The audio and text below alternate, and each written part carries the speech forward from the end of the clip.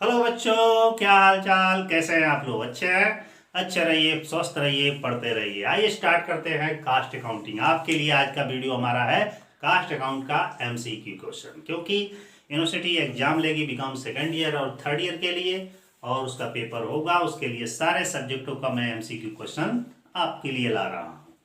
इसलिए मैं चाहूँगा कि जो भी चैनल पर नया है तो चैनल को जरूर सब्सक्राइब करें, और बगल में घंटी बना होगा, उसको बेल आइकन कहा जाता है, उस पर ऑल पर सेट कर दें, और जितना होगा दबाकर अपना वीडियो शेयर करिए बाबू, और उसी तरह दबा के आपके लिए क्वेश्चन लाएंगे। तो आइए स्टार्ट करते हैं कास्ट अकाउंटिंग। कास्ट अकाउंटिंग मतलब लागत लेखांकन, एमसीक्यू क्वेश्चन। उसका पहला क्वेश्चन हमारा है, ध्यान दीजिएगा, ICWAI माने institute of cost and work accountant of India. भारत में 3 महत्वपूर्ण संस्थान हैं, एक चार्टर्ड अकाउंटेंट, एक cost accountant and company secretary. तो ये लागत लेखांकन जो है वो कास्ट अकाउंट के अंतर्गत आता है, मैंने cost and work accountant of India के अंतर्गत आता है। तो ICWAI का पंजीयन हुआ था, उसका रजिस्ट्रेशन पहली बार कब हुआ था? तो 1944 में हुआ था उसका पंजीयन। ठीक, दूसरा क्वेश्चन इसी पे आधारित है कि कास्ट एंड वर्क अकाउंटेंट अधिनियम माने cost and work accountant act जो हुआ है वह कब लागू हुआ? ये 1959 में लागू हुआ था। तीसरा क्वेश्चन हमारा है कि लागत से आशय कास्ट किसे कहा जाता है? लागत मीन्स होता क्या है? तो ये जानते हैं, लागत मीन्स मतलब वस्तु या सेवा, वस्तु या सेवा या लाभ प्राप्ति के लिए जो व्यय किए जाते हैं उसी को लागत कहा जाता है। जैसे सेवाएं प्रदान करने के लिए या वस्तुओं को खरीदने बेचने के लिए उसके ऊपर जितने भी खर्चे किए जाते हैं वही लागत कहलाता है। तीसरा क्वेश्चन, चौथा क्वेश्चन है कि वे लागतें जो व्यय होने के बाद और लाभ प्राप्ति के पूर्व पुस्तकों में लिखी जाती है, मतलब वैसे खर्चे जो व्यय होने के बाद और प्रॉफिट कमाने से पहले उसकी एंट्री कर दी जाती है, पुस्तकों में लिखी जाती है, उसे कौन सी लागत कहा जाता है? तो उसे असमाप्त लागत कहा जाता है। पांचवा क्वेश्चन है कि लागत निर्धारण रीति से आशय, लागत निर्धारण रीति से क्या आशय है, मेथड से क्या आशय है? लागत ज्ञात करने की एक तकनीकी और प्रक्रिया है। ये क्या है? लागत ज्ञात करने की एक टेक्निक है और एक प्रोसेस है। 6 नंबर क्वेश्चन कर रहा है कि बजटरी नियंत्रण है। बजटरी नियंत्रण क्या है?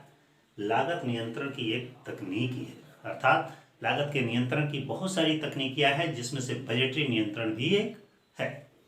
7 नंबर क्वेश्चन कर रहा है कि लागत लेखा शास्त्र एक विज्ञान है, मतलब कास्ट अकाउंटिंग इज साइंस। कैसे साइंस है?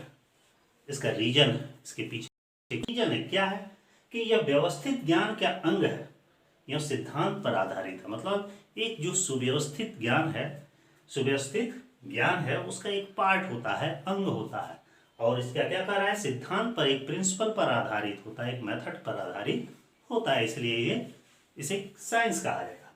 9 नंबर क्वेश्चन कहता है कि लागत लेखांकन का प्रमुख लाभ है। लागत लेखांकन मतलब कास्ट अकाउंटिंग का मुख्य लाभ क्या है, मुख्य उसका प्रॉफिट गेन क्या है? सामग्री का कुशल उपयोग एवं श्रम पर नियंत्रण, मतलब सही तरीके से सामग्री पर हम नियंत्रण करेंगे, उसका उपयोग करेंगे और श्रम पर कंट्रोल करेंगे, नियंत्रण करेंगे, यही लागत लेखांकन का प्रमुख लाभ।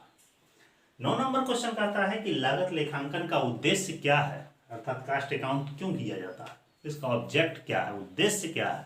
तो आइए इसको जानते हैं कि लागत निर्धारण, लागत नियंत्रण और विक्रय मूल्य निर्धारित करने के लिए ही लागत लेखांकन किया जाता है। मतलब लागतों को निर्धारित करने के लिए, लागत पर नियंत्रण करने के लिए और विक्रय मूल्य पर नियंत्रण करने के लिए या उसका मूल्य निर्धारित करने के लिए ही लागत लेखांकन किया जाता है। 10 नंबर, ऐतिहासिक लागत लेखांकन है।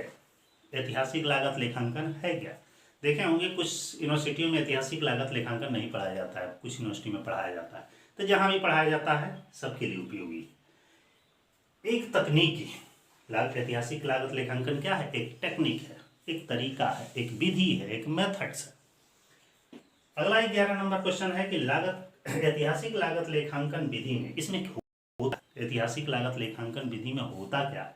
वास्तविक व्यय होने से पहले लागत ज्ञात की जाती है, मैंने एक्चुअल में जितने भी खर्चे होने वाले हैं उससे पहले उसकी कास्ट ज्ञात कर ली जाती है। जैसे हमको बाजार जाना है, मकान बनवाना है, वो कार्य शुरू होने से पहले ही उसका एस्टिमेटेड अनुमानित लागत ज्ञात कर ली जाती है, वही ऐतिहासिक लागत लेखांकन कहलाती है। 12 नंबर क्वेश्चन कह रहा है कि प्रमाप लागत से आशय, प्रमाप लागत स्टैंडर्ड कास्टिंग क्या होता है?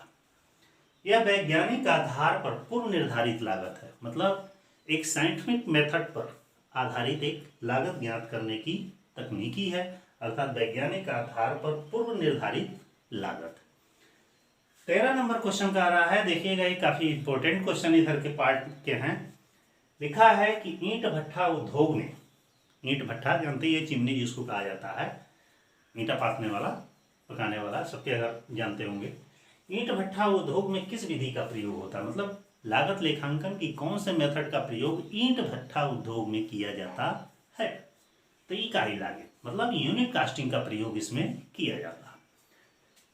14 नंबर क्वेश्चन है पेंटिंग उद्योग, पेंटिंग मतलब पेंट पॉलिश करने वाला, पेंटिंग उद्योग में किस लागत लेखांकन का प्रयोग होता है? तो इसमें उपकार्य मेथड का, जॉब कॉस्टिंग का प्रयोग किया जाता है। 15 नंबर क्वेश्चन कहता है तेल उद्योग में लागत लेखा विधि का प्रयोग होता है। तेल, ऑयल, चाहे ऑयल कोई सा भी हो, पेट्रोल डीजल भी हो सकता है, खाने का सरसों तेल भी हो सकता है, कोई भी तेल हो सकता है, लगाने वाला भी तेल हो सकता है। तो ऐसे ऑयल उद्योग में, इंडस्ट्री में किस अकाउंटिंग का प्रयोग किया जाता है? तो वहाँ प्रोसेस अकाउंटिंग है। देखते होंगे कि जब चैप्टर कास्ट अकाउंट में पढ़ते होंगे तो प्रोसेस अकाउंट भी है चैप्टर, उसमें जब अकाउंट बनता है तो प्रोसेस 1, प्रोसेस 2, प्रोसेस 3 ऐसे करके बनता है, मतलब वहाँ कई प्रक्रियाओं से होकर गुजरता है। 16 नंबर क्वेश्चन कह रहा है कि परिचालन लागत उपयोगी है। ध्यान दीजिएगा, परिचालन लागत, ऑपरेटिंग कास्टिंग, ऑपरेटिंग कास्टिंग का प्रयोग हम कहाँ करते हैं? ऐसी संस्थाओं में करते हैं, ऐसी जगह पे करते हैं कि जो सेवा प्रदान करने वाली, जैसे ट्रांसपोर्टेशन, होटल, ठीक है, और कौन सा है आएगा? Hotel, restaurants, cinema halls, malls, ये क्या है? सेवाएं प्रदान करने वाली संस्था है, यहाँ पे ऑपरेटिंग कास्टिंग का प्रयोग किया जाता है। 17 नंबर का आ रहा है दवाई उद्योग, मेडिसिन, देखते होंगे सभी लोग खाते हैं। दवाई उद्योग में लेखांकन की उचित विधि है। दवाई उद्योग में कौन सी मेथड का प्रयोग किया जाता है? समूह लागत विधि का किया जाता है। आगे कह रहा है 18 नंबर क्वेश्चन कि अलग अलग वस्तुओं के निर्माण करने का, अलग अलग वस्तुओं का निर्माण करने का, जैसे छोटे छोटे थोड़े थोड़े वस्तुओं का निर्माण किया जाता है, अलग अलग जगह बनाया जाता है, उनका संयोजन करने के लिए मैंने फिर उसका कॉम्बिनेशन किया जाता है, एक दूसरे में जोड़ा जाता है, करने की लागत विधि है। वहाँ पे किस विधि का प्रयोग लागत लेखांकन का किया जाता है? तो बहुसंख्यक लागत लेखांकन विधि का प्रयोग किया जाता है। फिर नेक्स्ट क्वेश्चन हमारा है टाइपराइटर उद्योग, देखे होंगे टाइपराइटर उंगली से जो चलता है, टाइपराइटर उद्योग में कौन से लागत लेखांकन प्रयोग किया जाता है? तो बहुसंख्यक लागत लेखांकन का यहाँ भी प्रयोग किया जाता है। अगला 20 नंबर क्वेश्चन है कि अवशोषण लागत से, एब्जॉर्प्शन कास्टिंग से क्या आशय है? स्थिर और परिवर्तनशील लागत को ही एब्जॉर्प्शन कास्टिंग अर्थात अवशोषण लागत पद्धति कहा जाता है। अर्थात जब fix cost and variable cost, मैंने फिक्स खर्चे और वेरिएबल खर्चों को जोड़ दिया जाता है, वो एब्जॉर्प्शन कास्टिंग होता है। 21 नंबर क्वेश्चन कहता है हमारा कि सीमांत लागत से आशय, मार्जिनल कास्टिंग क्या है? तो ध्यान दीजिएगा, उत्पादन के वर्तमान स्तर में, उत्पादन के वर्तमान स्तर में एक इकाई का परिवर्तन करने पर कुल लागत में हुई कमी या वृद्धि को ही मार्जिनल कास्टिंग कहा जाता है। मतलब मार्जिनल कास्टिंग मीन्स क्या होता है कि उत्पादन के, क्या है, उत्पादन के वर्तमान स्तर में एक इकाई का परिवर्तन करने पर कुल लागत में जो कमी या वृद्धि होती है उसको मार्जिनल कास्टिंग कहा जाता है। 22 नंबर क्वेश्चन कह रहा है कि परिवर्तनशील लागतें होती है, वेरिएबल कास्ट क्या होती है? वेरिएबल कास्ट का एक दूसरा नाम होता है सीमांत लागत, ठीक है, अर्थात मार्जिनल कास्टिंग। मतलब उत्पादन के बढ़ने या घटने से जो लागतें प्रभावित होती हैं उसे एब्जॉर्प्शन मार्जिनल कास्टिंग कहा जाता है। 23 नंबर क्वेश्चन कह रहा है लागत के तत्व हैं, ये भी बहुत इंपॉर्टेंट क्वेश्चन है कि लागत के कौन कौन से पार्ट हैं, एलिमेंट्स हैं, फैक्टर्स हैं, तत्व हैं। तो लागत के 3 ही तत्व हैं, सामग्री, श्रम और व्यय। देखिए लिखे हैं। 24 नंबर क्वेश्चन कहता है सीमांत लागत लेखांकन है। सीमांत लागत लेखांकन है क्या? यह निर्णय की एक तकनीकी है, मतलब डिसीजन लेने की एक तकनीकी है। और अंतिम क्वेश्चन हमारा कहता है प्रत्यक्ष सामग्री से क्या आशय है? मतलब डायरेक्ट मटेरियल से हमारा क्या आशा है।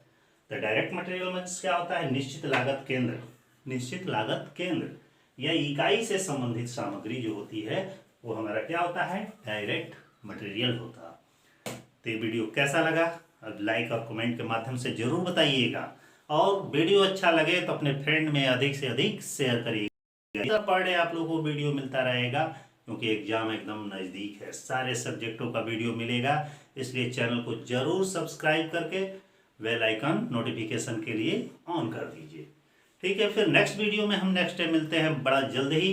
तब तक के लिए धन्यवाद।